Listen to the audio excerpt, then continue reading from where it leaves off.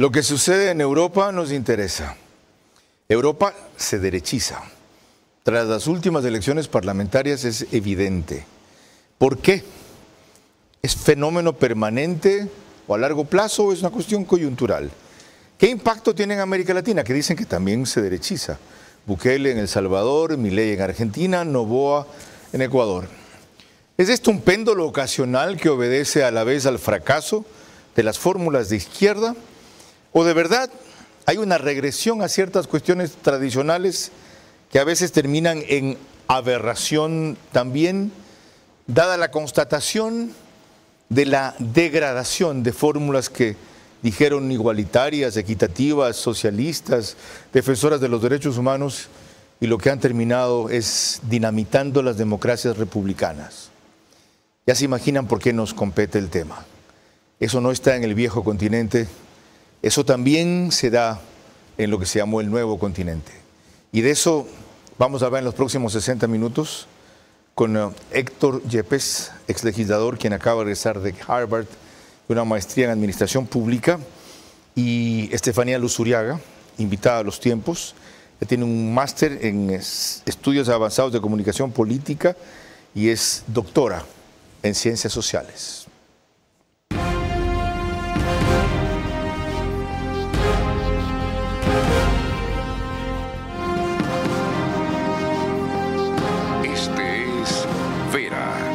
Su manera.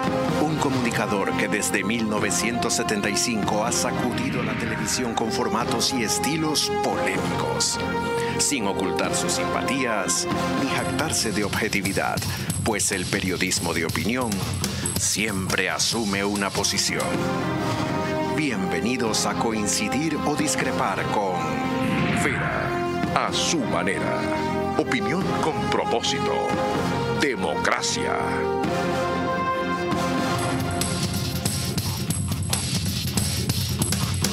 Buenas noches, bienvenidos.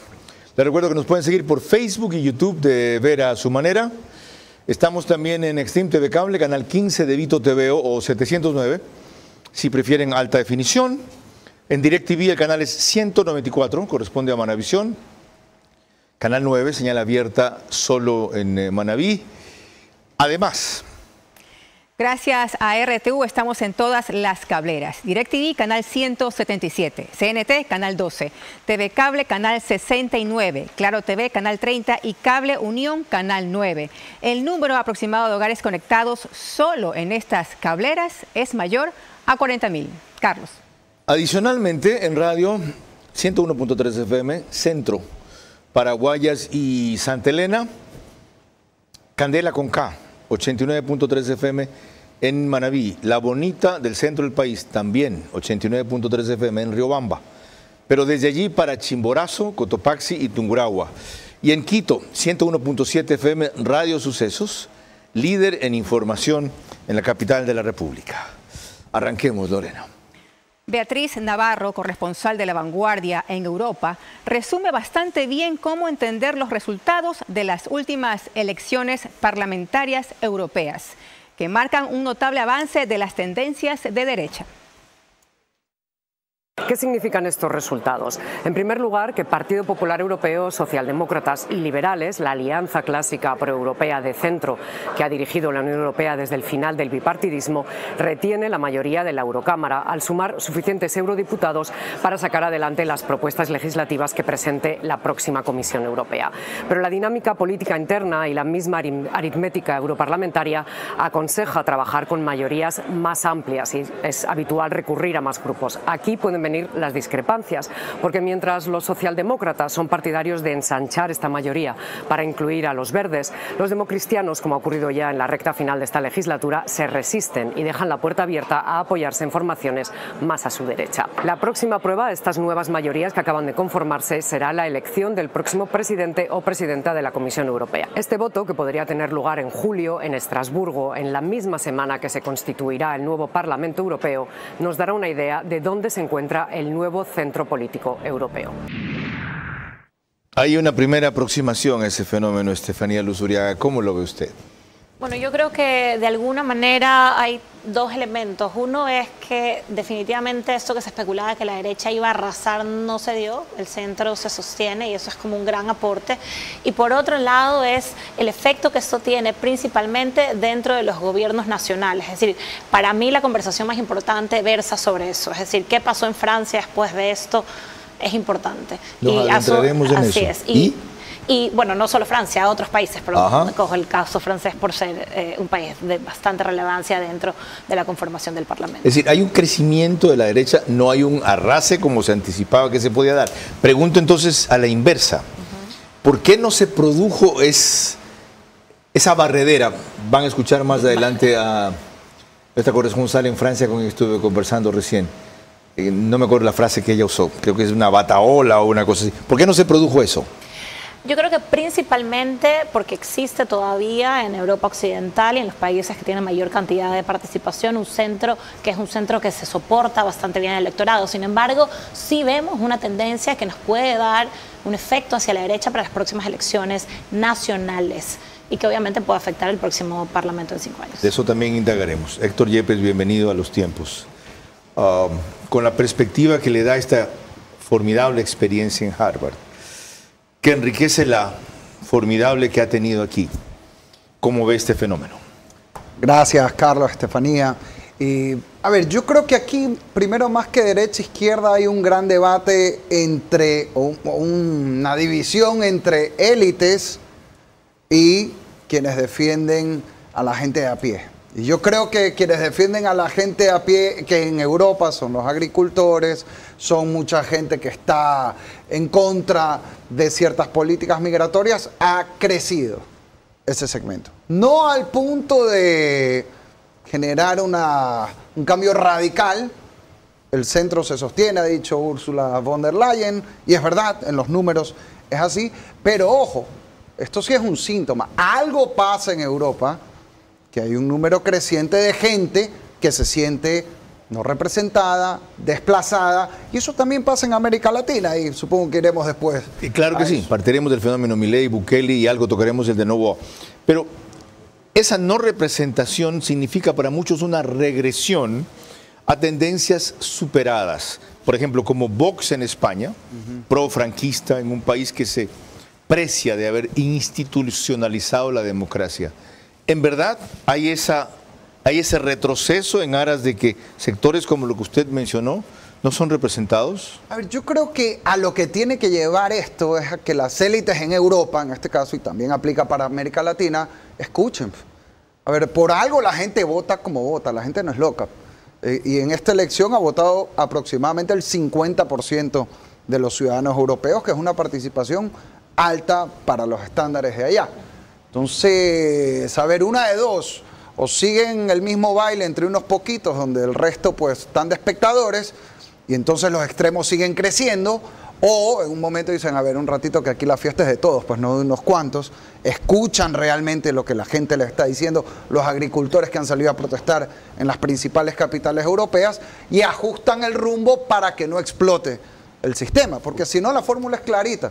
Si siguen el mismo camino, pues en algún rato esto va a implosionar y ojalá eso no ocurra. Veamos más elementos de juicio para desarrollar este fascinante análisis, por lo menos para mí, que ya comenzó. Lorena. Para ver con más perspectiva lo que estamos analizando respecto al avance de la derecha en Europa y cómo queda el Parlamento Europeo, este reportaje de France 24 es revelador. La derecha tradicional seguirá al mando en el Parlamento Europeo y la extrema derecha avanza, aunque no como se preveía. El Partido Popular Europeo, PPE, se coronó como la primera fuerza de la Eurocámara, con más de 180 escaños de los 720 disponibles.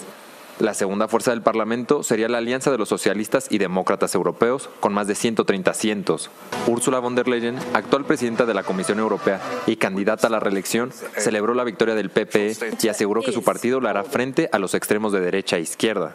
Junto a ella, hubo otros líderes que protagonizaron la jornada, como el indiscutible dominio de la ultraderecha en Francia encabezada por Marine Le Pen, el primer ministro húngaro Viktor Orbán y la victoria de su partido nacionalista o Giorgia Meloni con el grupo ultraconservador Hermanos de Italia, obteniendo la mayor cantidad de votos en las elecciones. Los próximos pasos de Europa se encaminan a la renegociación de los grupos parlamentarios europeos y se espera que la 10ª legislatura empiece el 27 de junio, todavía sin conocerse el nombre de la futura cabeza de la Comisión Europea.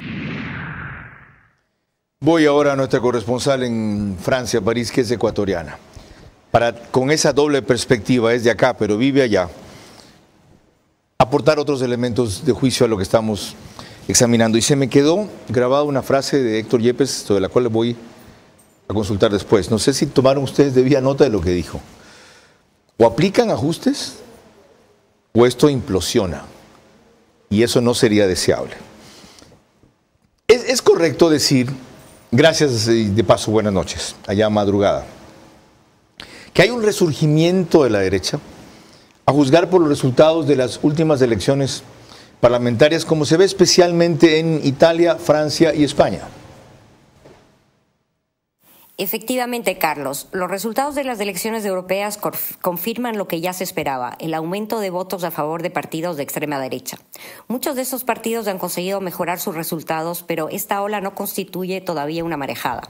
En total, si se toma en cuenta a todos los grupos, los partidos de extrema derecha ocupan hoy 174 escaños, quiere decir el 24% de los 720 escaños del Parlamento Europeo.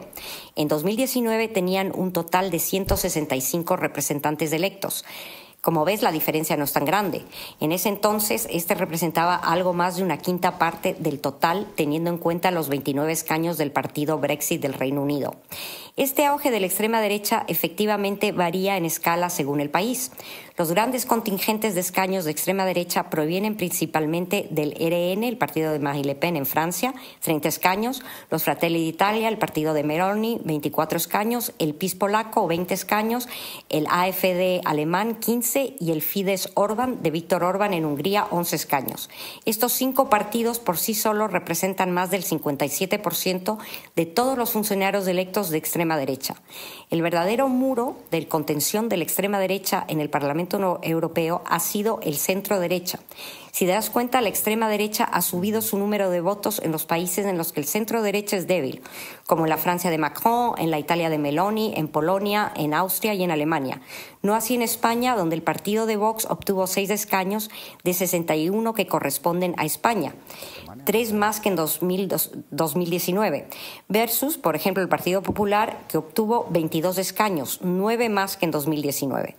La gasolina de la extrema derecha es la extrema izquierda y viceversa. Ambas ideologías de extremistas y populistas se refuerzan mutuamente. Mientras Europa no se dé cuenta de esto y combata con la misma energía ambas ideologías radicales, estas se harán con todos los espacios. La gasolina de la extrema derecha es la extrema izquierda. También examinaremos eso, pero me acordé de la frase porque conversamos antes con la corresponsal que citó también aquí. Esta ola no constituye todavía una marejada. Ahora, con esos antecedentes, me voy a una segunda pregunta.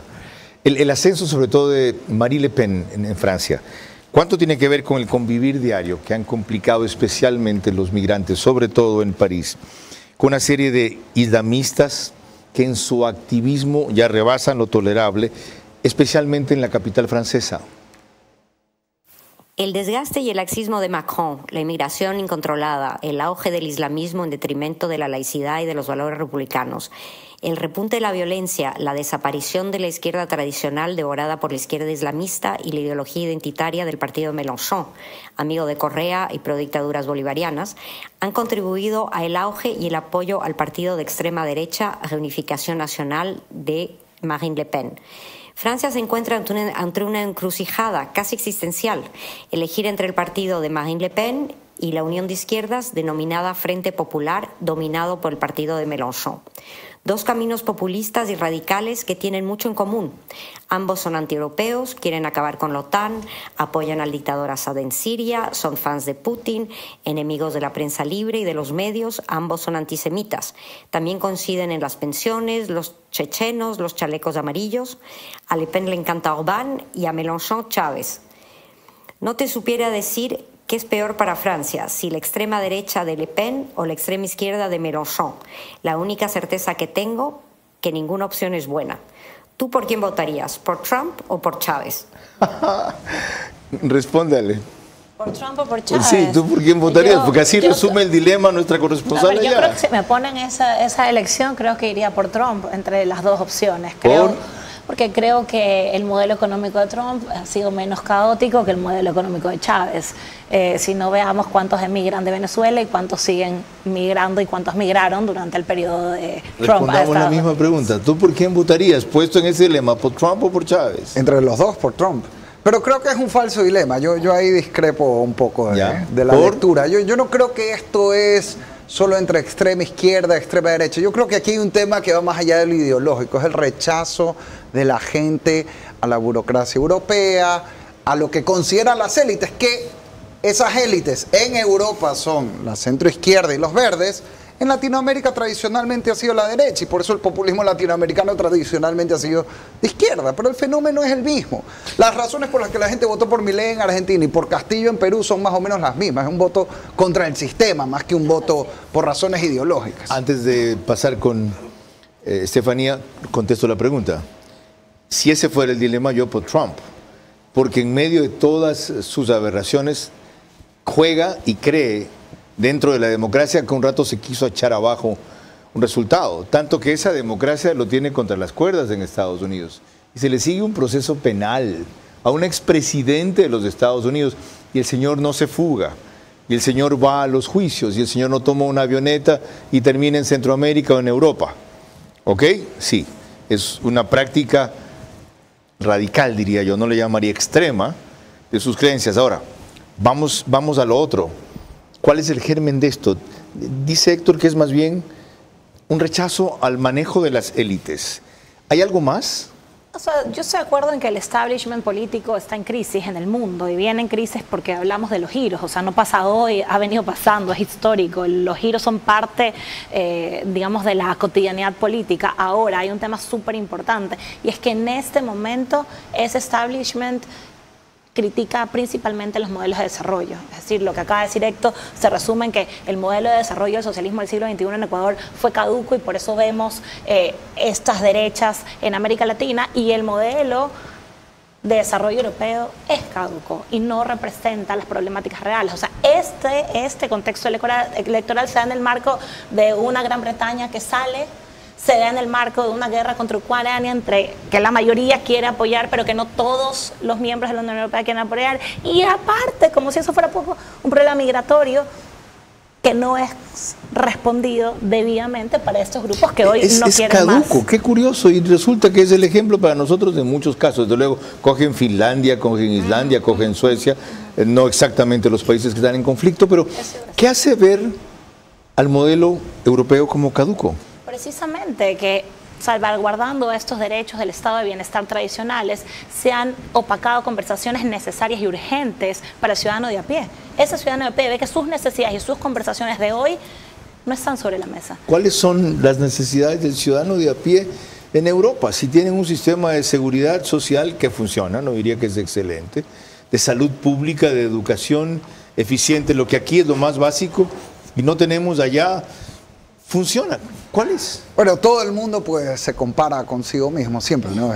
Obviamente comparado con Latinoamérica, pues Europa está de maravilla. ¿Pero es un modelo caduco ya? Yo creo que es un modelo que necesita ajustes. No sé si caduco. ¿A qué se refiere con ajustes? A ver, agricultores protestan porque las regulaciones que tienen que ver con la agenda climática son muy fuertes para ellos y los dejan sin productividad. Pesticidas caros, la guerra en Ucrania ha generado una serie de presiones políticas. Excesivo proteccionismo. Proteccionismo. Migración descontrolada. Así es, y esos temas hay que atenderlos. A ver, yo creo que cultural, que es cada vez más radical. La migración islámica en particular, que choca obviamente con la tradición europea. Y ojo, yo no creo que la solución a todo esto es irse al extremo de decir que no vengan musulmanes a Europa, o que no haya migrantes, o que no se ayude a Ucrania. Pero para evitar ir a ese extremo, el establishment europeo, y esto creo que aplica ahorita para todo el occidente, tiene que escuchar pues estos problemas de la gente. Yo mencionaba lo cultural ajustar. porque se ha empezado a debatir otra vez el aborto. Por supuesto. En Italia. En Italia, acaban de prohibirlo. ¿Y qué pasa? Lo que pasa es que hay una política de derechos para minorías que de alguna manera genera una resistencia. Hablábamos con una colega de la universidad, hablamos de nuevas resistencias. Lo que pasa es que el extremo progresismo genera nuevas resistencias y nuevos conservadurismos que alimentan estas posiciones extremas, porque el problema no es la derecha, yo coincido con la corresponsal, el problema es el surgimiento de la extrema derecha. Ellos han ganado territorio y ganan territorio porque hay unas demandas sociales que no son escuchadas. Bueno, seguiremos en este fascinante análisis porque vamos a pasar, como Héctor anticipó, a aterrizar, si quieren ustedes, más adelante. ¿Y nosotros qué? En América Latina. Lorena.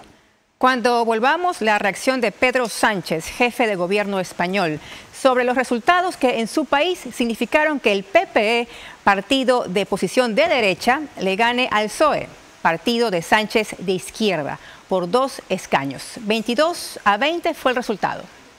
La derechización de Europa obedece más a convicciones de los votantes de sus propuestas. Al fracaso obedece más que a convicciones, leí mal.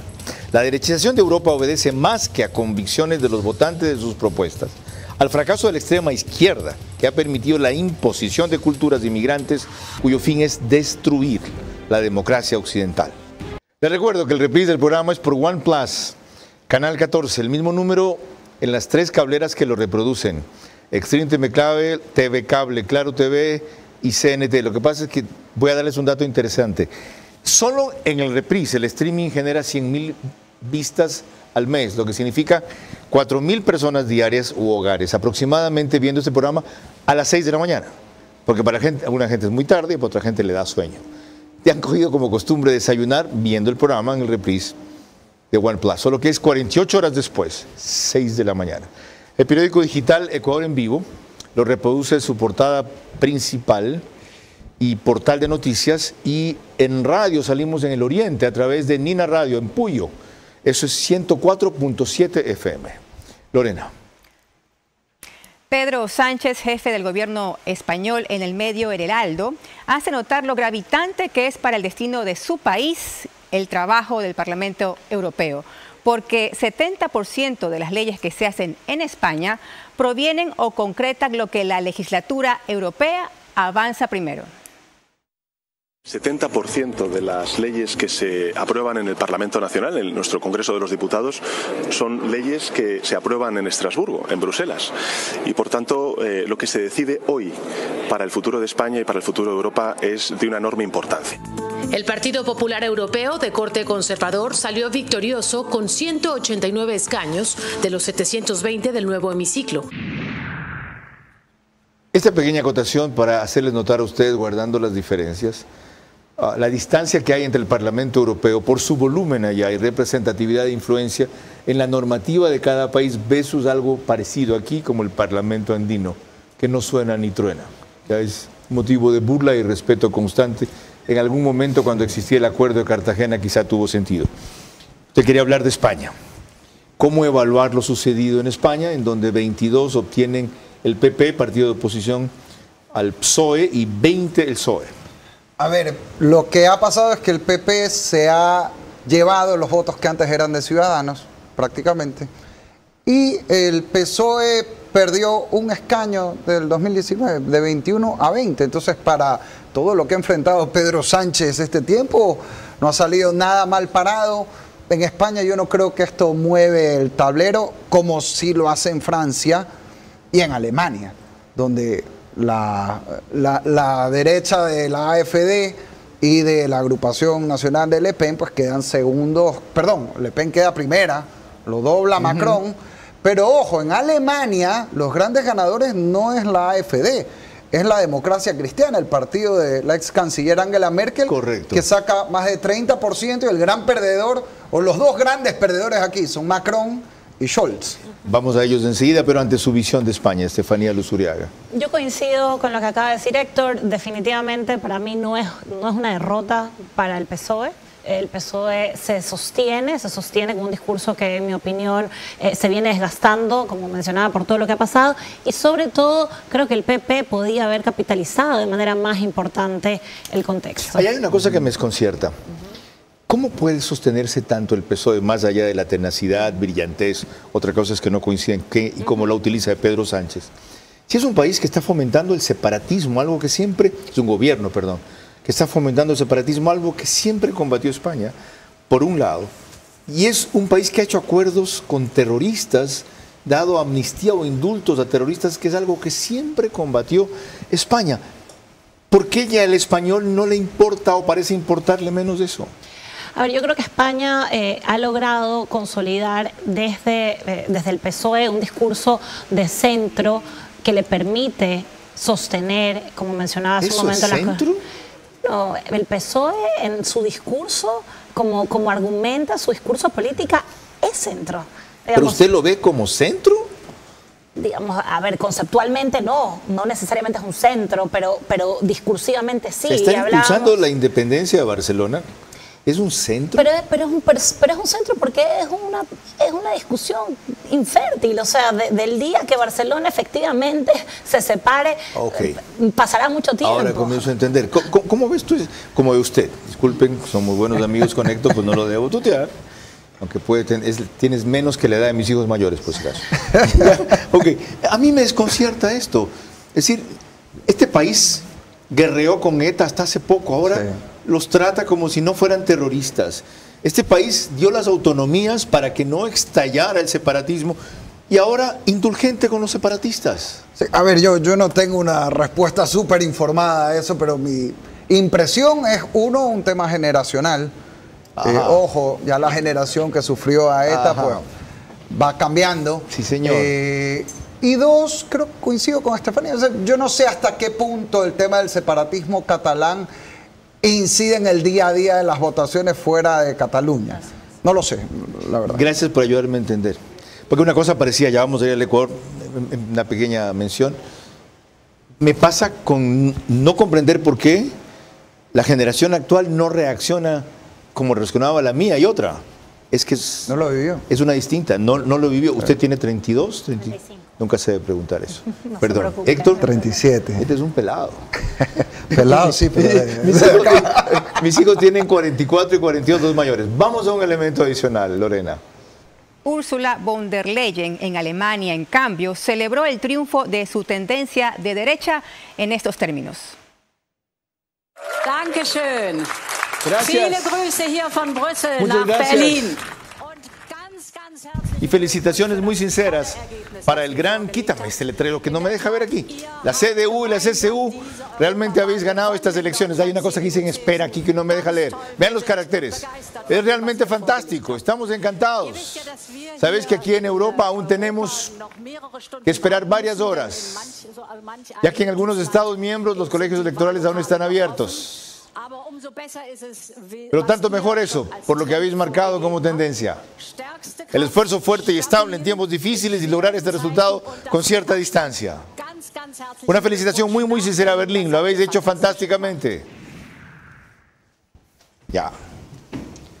Disculpen que me haya tenido que parar, pero el monitor estaba muy lejos. ¿Ya vieron esas letritas?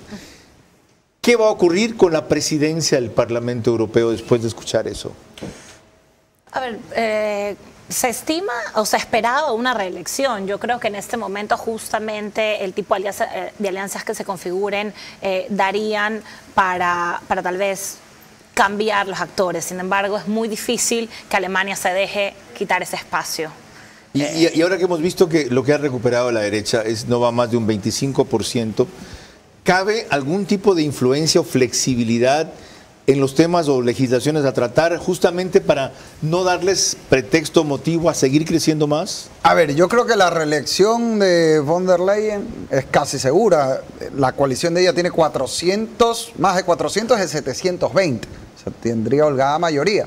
Ahora, el partido de ella, el Partido Popular Europeo, tiene 190 y lo que pasa es que podría armar dos mayorías. O arma mayoría, no para elegirse, pero luego para debatir temas, o arma mayoría con los liberales y los socialistas, o arma mayoría con dos bloques distintos de extrema derecha, Uno es Identidad y Democracia, que es el que lidera Le Pen, y el otro es Conservadores y Reformistas, me parece que se llama, que es el que lidera Meloni, que es jefa de Estado, jefa de gobierno, en funciones. Ojo, que es distinto. Una cosa es Le Pen, que es la contendora, otra cosa es la gobernante italiana. Estefanía. Sí, yo creo que hay un tema solo como para puntualizar que me parece súper importante ya que estamos empezando a hablar de ideologías, es que también tendemos a unificarlas, son las derechas y distan mucho entre ellas. Eso iba. Eso no permite una consolidación de una alianza a mediano a largo plazo, porque están hiperfragmentadas. ¿Cuál es la extrema derecha? Las en extremas Europa. derechas. ¿Cuál? Hay varias. Hay varias. ¿Vox es extrema derecha? Sí, ha sido ¿El extrema partido de derecha. Meloni es extrema derecha? Por supuesto. ¿Le Pen es extrema derecha? Sí, ultraderecha. ¿Qué caracteriza a una derecha europea como extrema? Porque las diferencias aquí, por lo menos en Ecuador, son notables. Yo creo que hay un tema importante que tiene que ver con migración. La posición en políticas migratorias es súper importante. La aceptación del multiculturalismo y cómo aproximarlos. Es decir, cuánto respeto a la cultura tradicional. Y 3, en mi opinión, temas de seguridad.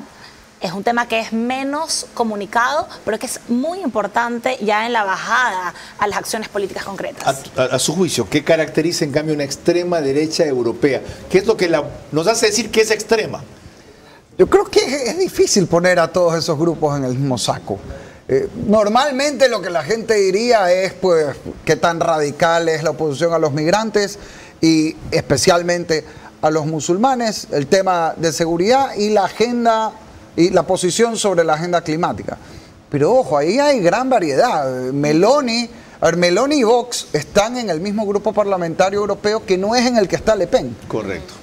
Y AfD estaba en el grupo de Identidad y Democracia donde estaba Le Pen y ya no está porque se pelearon por unas declaraciones relativas al nazismo. Entonces, no es tan simple. Y la CDU, que es el partido de Ursula von der Leyen, es la centroderecha alemana, donde también tienes la derecha alemana de Angela Merkel y el Partido Social Cristiano Alemán de Bavaria, que es más de derecha que el nacional. Entonces, no es tan sencillo esto como ven, Héctor Yepes está al día.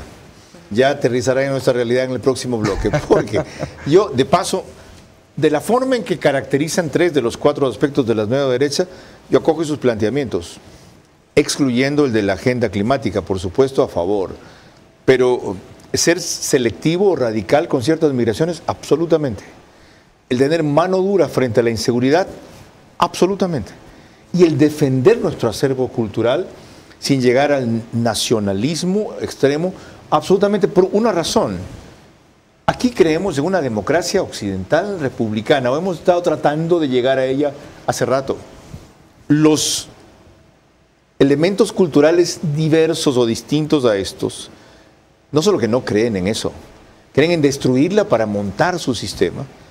Y en Europa, en muchos sectores, en muchas regiones, se han dado cuenta del alto costo que están pagando por la tolerancia o la permisividad, tanto al multiculturalismo como a una migración no selectiva que ahora tratan de revertir. Bueno, aquí nos dice una cosa parecida a Correa. ¿Ya? Por aquí pasó el tren de Aragua y hay un rezago que queda todavía. Mucho ojo. Recuerden que ayer tuvimos aquí al alcalde de Lima hablándonos de lo que implantaron en Perú. Lorena.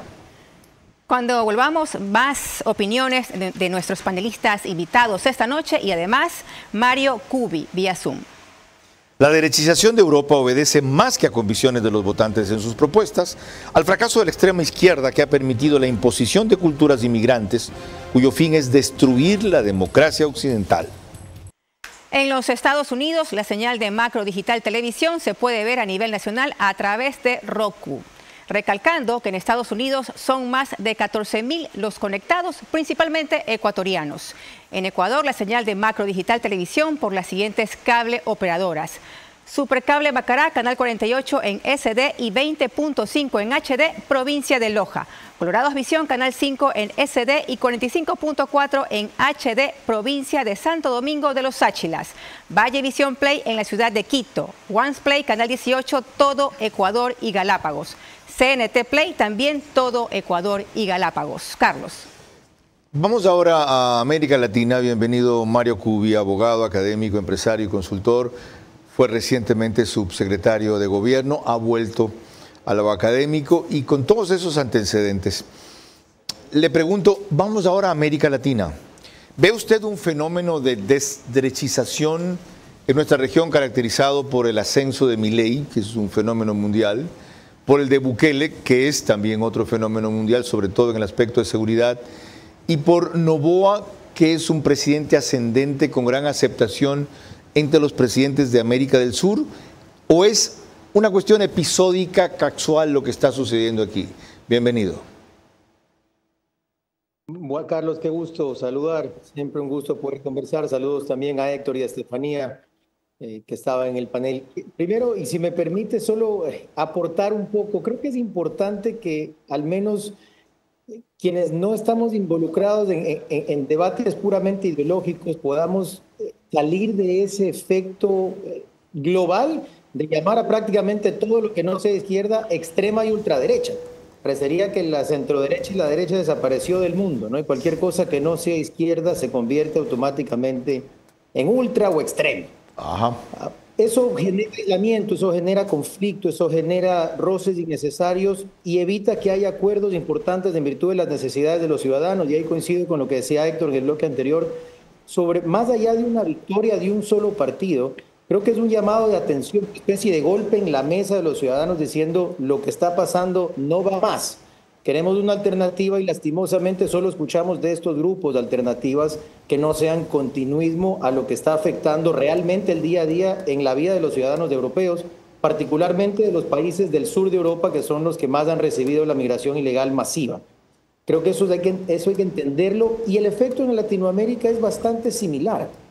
Coincido también con lo que decía Héctor hace unos minutos respecto a no solo es lo que hoy se considera derecha o extrema derecha con Milei, lo que vemos es una migración hacia el discurso que propone soluciones en muchos casos desde el populismo, desde lo agresivo, pero que al menos le da esperanza al ciudadano de un giro de timón, que no necesariamente es lo más responsable, pero es lo que se está viendo en distintas partes del mundo, y creo que Latinoamérica también va por ahí, cosa que no es necesariamente positiva, pero que desde el análisis político tiene que llamar a la reflexión y hacer entender que no se puede seguir por la misma senda, porque si no, lastimosamente, lo que se sigue alimentando sí es grupos realmente extremos de un lado o de otro que vuelven peligrosa la convivencia pacífica.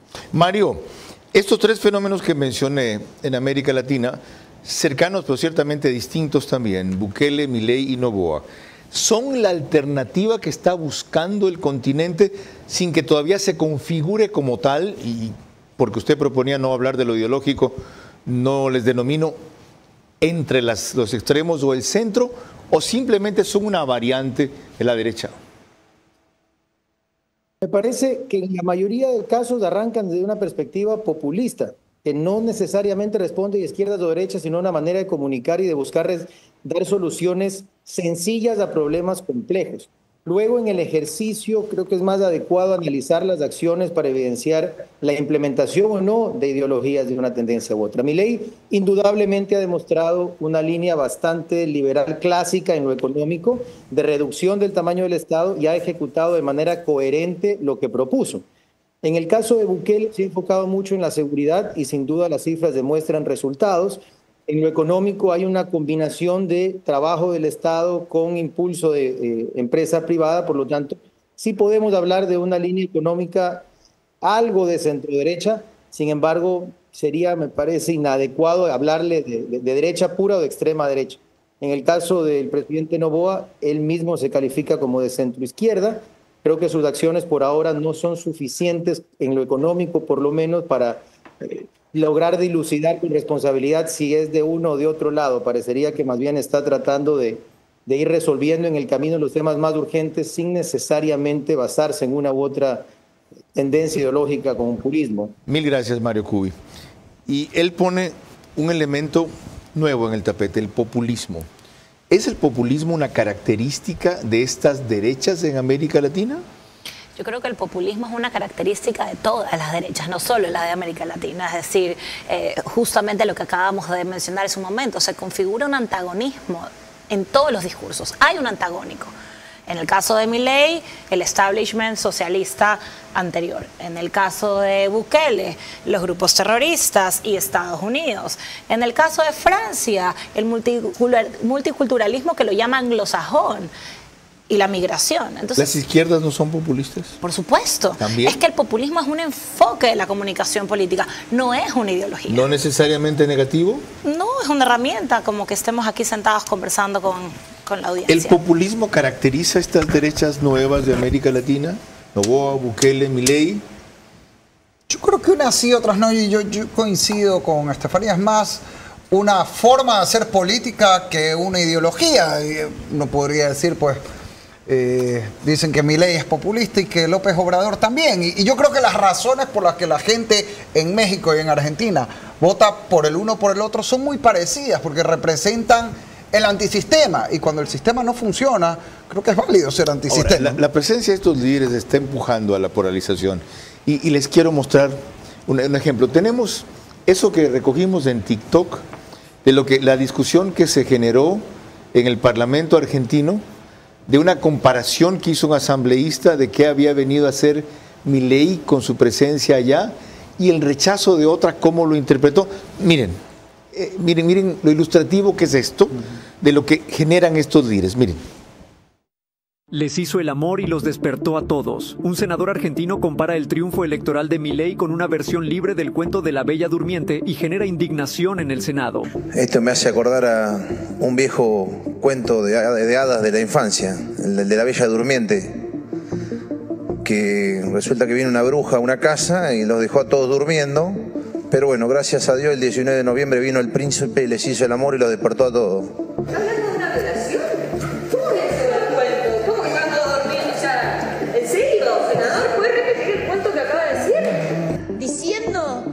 Que Milei vino a violarnos para despertarnos.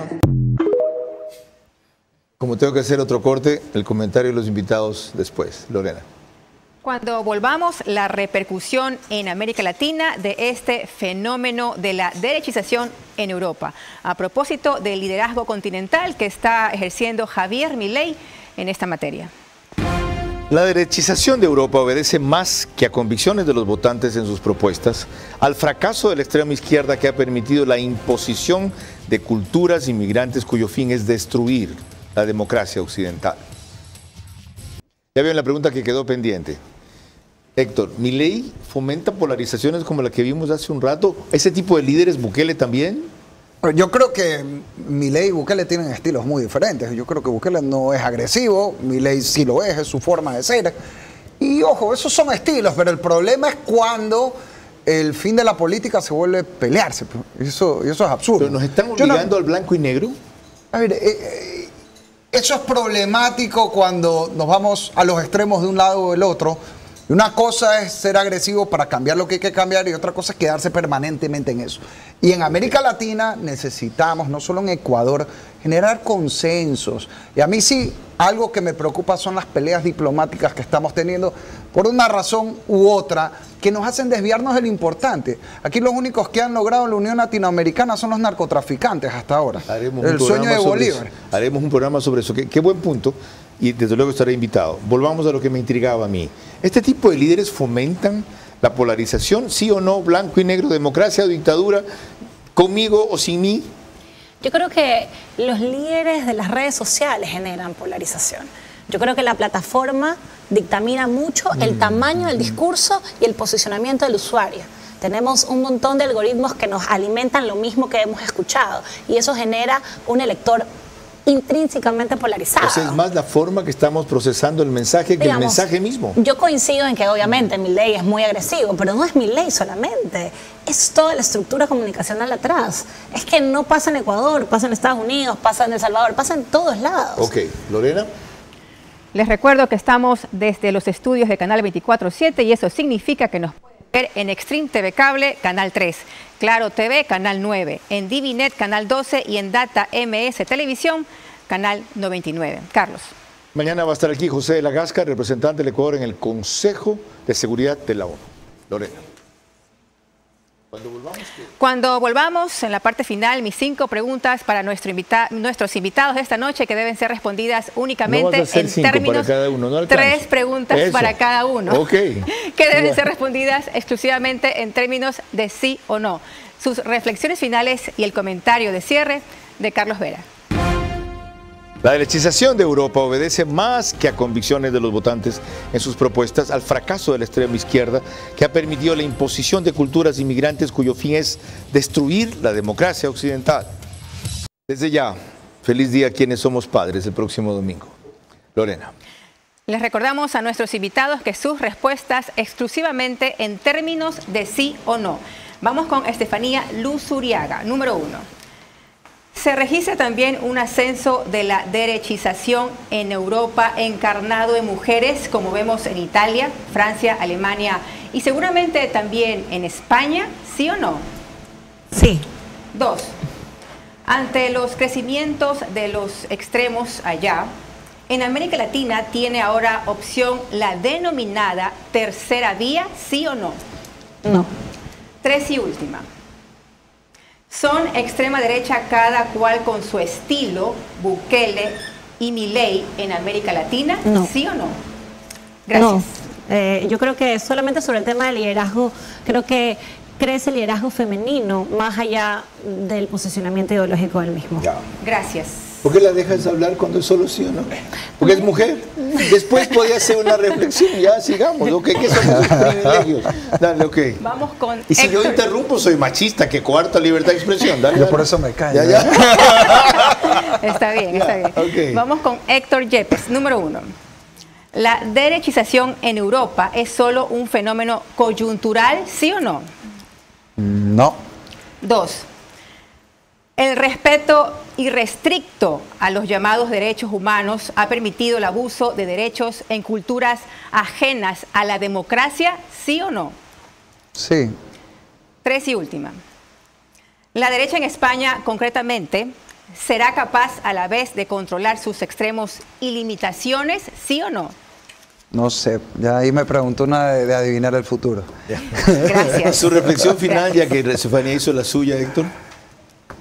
Reiterar que este es un llamado de atención, un jalón de orejas a las élites europeas y también pasa con las latinoamericanas. Si no ajustan el rumbo, la gente se va a cansar y lo que necesitamos no es que explote el sistema, lo que necesitamos es que se corrija para atender las necesidades de la gente en Europa y aquí. Mil gracias a ustedes por comparecer y espero que a ustedes les haya sido, como a mí, novedoso y valioso el aporte para entender un fenómeno que parece distante, que ya hemos visto que lo único que es distinto porque hay reproducciones cercanas, similares y otras que quieren ser imitaciones en América Latina. Pero el telón de fondo aquí tiene que ver con la derechización es mala, la izquierdización es buena. No. El retorno de gran parte de Europa a la derecha, entendido como aquello, un culto a los valores conservadores o tradicionales, a veces nacionalistas de una sociedad, se lleve a que el experimento de irse a la extrema izquierda, como dijo nuestra corresponsal, fracasó. Y fracasó más que por razones ideológicas, por lo que mencionaba aquí también Héctor Yepes. Se alejaron de los problemas del día a día de la gente y se encandilaron con las discusiones de las élites, inclusive el cambio climático que al de a pie no le afecta y le preocupa tanto como al tecnócrata o burócrata. Entonces, la salida es muy fácil. Si tanto temen una derecha que fácilmente puede irse más allá de lo que sus obligaciones democráticas dice, paren a una izquierda que a cuenta de los derechos humanos, la migración, la pluriculturalidad, está permitiendo que dinamiten el sistema europeo democrático que ha sido luz para nosotros en América Latina y en general para el mundo. Eso es lo que está en juego. Mucho más allá que derecha o izquierda en otro país. ¿Quieren frenar el fenómeno? Corrijan la causa, no el efecto. Lorena. El domingo a las 22 horas analizaremos aquí el papel del Consejo de Seguridad de la ONU ante la paz mundial con el doctor José de la Gasca, nuestro representante en el Consejo de Seguridad, como invitado principal. Hasta entonces y desde ya les deseamos a todos ustedes un feliz Día del Padre. Buenas noches.